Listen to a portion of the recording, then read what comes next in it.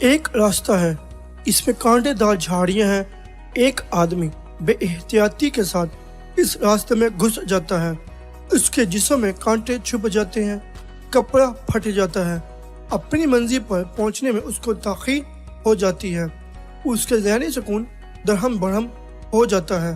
اب وہ آدمی کیا کرے گا؟ کیا وہ کانٹے کے خلاف ایک کانفرنس کرے گا؟ کانٹے کے بارے میں دھواں دھار بیانات شائع کرے گا؟ وہ اقوام متحدہ سے مطالبہ کرے گا کہ دنیا کے تمام درختوں سے کانٹے کا وجود ختم کر دیا جائے تاکہ آئندہ کوئی مسافر کانٹے کے مسئلے سے دو چار نہ ہو۔ کوئی سنجیدہ اور باہوش انسان کبھی ایسا نہیں کر سکتا۔ اس کے برعکس وہ صرف یہ کرے گا کہ وہ اپنی نادانی کا احساس کرے گا، اپنے آپ سے کہے گا کہ تم کو اللہ نے جب دو آنکھیں دی تھیں تو تم نے کیوں ایسا نہ کیا کہ تم کانٹوں سے بچ کر چلتے، تم اپنا دامن سمیٹ کر کانٹے والے راستے سے نکل جاتے، اس طرح تمہارا جسم بھی کانٹوں سے محفوظ رہتا اور تم کو اپنی منزل تک پہنچنے میں دیر بھی نہ لگتی۔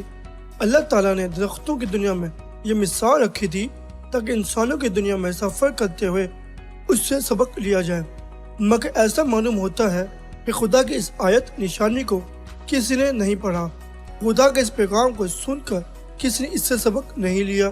آج کی دنیا میں آپ کو بے شمار ایسے لوگ ملیں گے جو انسانی کانٹوں کے درمیان بے احتیاطی کے ساتھ سفر کرتے ہیں، اور جب کانٹے ان کے جسم سے لگ کر انہیں تکلیف پہنچاتے ہیں تو وہ ایک لمحہ سوچے بغیر خود کانٹوں کا برا کہنا شروع کر دیتے ہیں۔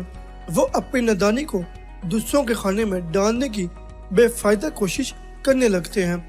ایسے تمام لوگوں کو جاننا چاہیے کہ جس طرح درختوں کی دنیا سے کانٹے دار جھاڑیاں ختم نہیں کی جا سکتی، اسی طرح سماجی دنیا سے بھی کانٹے دار انسان کبھی ختم نہ ہوں گے، یہاں تک کہ قیامت آ جائے گی۔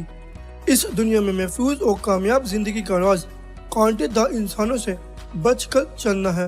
اس کے سوا ہر دوسرا طریقہ صرف بربادی میں اضافہ کرنے والا ہے، اس کے سوا اور کچھ نہیں۔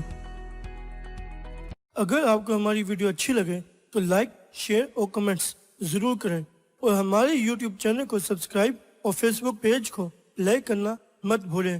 شکریہ۔